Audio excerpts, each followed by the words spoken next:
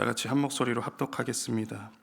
안식 후 첫날 일찍이 아직 어두울 때에 막달라 마리아가 무덤에 와서 돌이 무덤에서 옮겨진 것을 보고 시몬 베드로와 예수께서 사랑하시던 그 다른 제자에게 달려가서 말하되 사람들이 주님을 무덤에서 가져다가 어디 두었는지 우리가 알지 못하겠다 하니 베드로와 그 다른 제자가 나가서 무덤으로 갈새 둘이 같이 다름질하더니 그 다른 제자가 베드로보다 더 빨리 달려가서 먼저 무덤에 이르러 구부려 세마포 놓인 것을 보았으나 들어가지는 아니하였더니 시몬 베드로는 따라와서 무덤에 들어가 보니 세마포가 놓였고 또 머리를 쌌던 수건은 세마포와 함께 놓이지 않고 딴 곳에 쌌던 대로 놓여 있더라.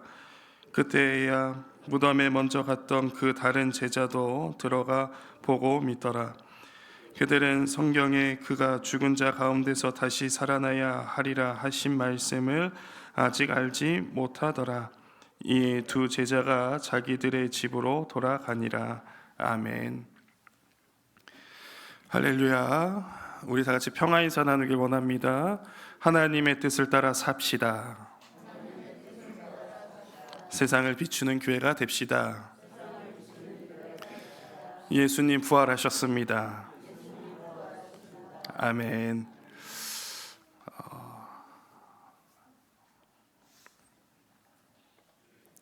오늘은 부활절입니다. 기나긴 40일을 지나서 또 지난주에 고난주간을 지나서 드디어 부활주일을 맞이하게 되었습니다. 우리에게 있어서 이 부활주일은 어떠한 의미가 있습니까? 그저 교회의 특별한 행사, 큰 어떠한 일을 하는 것, 계란 전도하는 것, 그런 날로 우리가 바라보고 있습니까? 부활은 우리에게 있어서 주님을 더욱더 기억하게 하는 날이고 그 누구도 행하지 못한 사망을 이기신 주님을 바라보는 날입니다. 오늘 특별히 우리는 이 부활주일 가운데 한 무덤 앞에 서 있습니다. 그곳은 예수님께서 장사 지내셨고 누우셨던 무덤이었습니다. 그러한 자리 가운데 우리가 함께 있음을 기억하시길 바랍니다. 그렇다면 오늘 말씀에 보니까 마리아가 안식 후 첫날 일찍이 어두울 때, 안 보일 때 다른 사람의 눈을 피하여서 그 무덤에 도착했습니다. 이것은 그저 시간을 바라보게 하는 것이 아니라 그 사람의 마음을 나타내고 있습니다. 예수님께서는 십자가에 못 박히시고 죄인으로서 돌아가셨습니다. 그렇기 때문에 예수님을 찾아가는 것, 무덤에 이르는 것은 아주 조심스러운 일이었다라는 것입니다. 우리도 이러한 어두운 때를 지금 걷고 있진 않습니까? 어떠한 심령이 상하는 일이거나 아픈 일이거나 또 그 누군가를 만나고 싶지 않은 어둠의 힘든 시간을 지금 보내고 있진 않습니까? 그때에 주님을 찾아가시길 간절히 소망합니다. 근데 그 주님이 그 무덤 가운데 없었다라는 것이죠. 돌문은 열려 있었고 그 안에는 아무것도 없었다라는 것입니다. 시신이 도둑 맞은 것 같아 막달라 마리아는 걱정하였고 이 사실을 놀라서 제자들에게 알려줬습니다. 제자들의 반응은 어땠을까요? 예수님의 시신이 도난당했다라고 하니 한달음에 달려갔습니다. 오늘 말씀을 볼까요? 3절 말씀에 보니까 그 얘기를 들은 베드로와 그 다른 제자가 나가서 무덤으로 갔다라고 얘기합니다. 베드로와 그 다른 제자. 베드로는 알겠는데 이 다른 제자는 누구일까? 전통적으로 이 다른 제자는 사도 요한을 얘기하고 있습니다. 이 둘이 일찍이 일어나서 다름질 쳤다라는 것입니다. 그곳에 가보니까 무덤이 열려 있었고 또 다른 한 제자가 먼저 도착해 있었는데 어떻게 하고 있습니까? 무덤에 들어갔습니까? 안 들어갔습니까? 그곳에 달려가서 있었지만 이르렀지만 문 바깥에서 그 안을 들여다보는 모습이었습니다. 보니 세마포가 그대로 놓아져 있다라는 것입니다. 그리고 이제 드디어 조금 시몬 베드로가 조금 느린 것 같아요. 그래서 그 다음에 이제 시몬 베드로가 와가지고 그곳을 그냥 들어갔습니다. 여기서 성격적인 차이가 나타나죠. 베드로는 어떡합니까? 급한 마음에 들어가서 그 사건의 현장을 바라봅니다. 그제서야 다른 제자도 같이 들어가서 그 동굴 안을, 무덤 안을 바라보게 되었다라는 것입니다. 그러니 어떻게 되어 있습니까? 7절 말씀에 보니까 세마포가 놓아져 있고 또 머리를 쌌던 수건은 세마포와 함께 놓이지 않고 딴 곳에 쌌던 대로 놓여 있었다라고 자세하게 얘기하고 있다라는 것입니다. 자, 이 세마포와 수건은 무슨 역할을 하는 것이었습니까? 시신을 감싸고 시신의 얼굴을 덮었던 것입니다. 이 급박한 상황 가운데 그리고 큰 돌문을 움직여야 하고 앞에 경비병이 있는 이 상황 가운데 이 수건과 세마포를 제거할 시간이 있었을까? 아마 시간적으로는 촉박했을 것입니다. 만약에 예수님의 시신을 도난하고자 했다면 이 모든 것을 함께 들쳐나가는 것이 가장 좋고 편한 방법이었을 것입니다. 근데 이 세마포와 수건을 그대로 그 자리에 놓고 나갔다라는 이상한 상황이 그들 앞에 펼쳐졌다라는 것이죠. 그리고 나서 그제서야 이제 뒤따르던 제자들도 와서 사람들도 와서 그곳을 보고 돌아갔다라고 얘기했습니다. 그러나 여기서 우리가 중요하게 생각하는 것은 그 사람들이 봤다라는 것입니다. 여기서 우리는 부활의 믿음을 우리가 어떻게 얻는지를 바라보게 됩니다. 이 부활의 믿음은 그저 감정적으로나 그냥 사상적으로나 교육적으로 받아들이는 것이 아니라 바라봐야 한다라는 것입니다. 그리고 그곳에 증인이 있었다라는 것을 기억하시길 바랍니다. 그러므로 이 이야기는 그저 믿음을 확장시키기 위해서 또 없는 얘기를 꾸며내서 한 이야기가 아니라 역사적으로 일어났다라는 사실을 이 이야기가 해주고 있다라는 것입니다. 다시 말해서 예수님의 부활은 역사적인 사건임을 기억하시기 바랍니다. 이 이야기를 믿는 우리들은 어떠한 믿음을 가져야 할까? 처음에 말씀드린 대로 우리의 삶이 어둡고 힘들고 지치고 낭망하고 이러한 삶 가운데 이 부활을 바라본다면, 이 어려움을 우리가 바라본다면 우리는 어떠한 믿음을 가져야 할까? 이것이 끝이 아님을 기억하셔야 한다는 것입니다.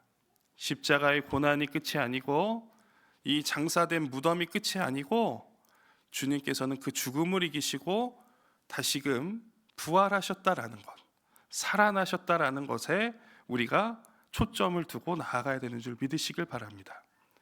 그러므로 지금 여러분들 신앙 가운데, 삶 가운데, 가정 가운데 끝이다라고 생각했던 것들이 있으십니까?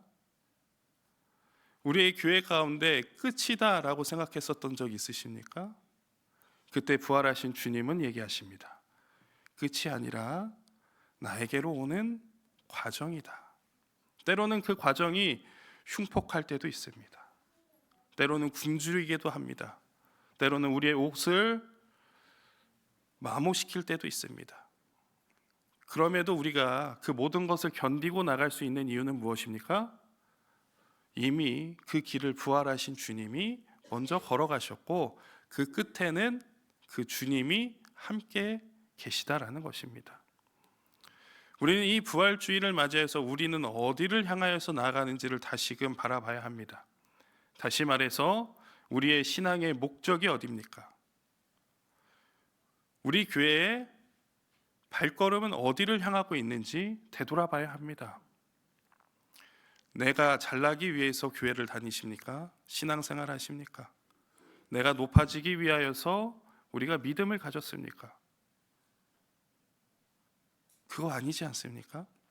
우리는 우리의 삶 가운데 어려움을 맞닥뜨리고 그리고 그 안에서 풍성한 은혜를 주신 주님을 만났고 그로 인하여서 우리가 우리의 삶의 목표를 주님께로 고정하고 나아가겠노라고 다짐하지 않았습니까?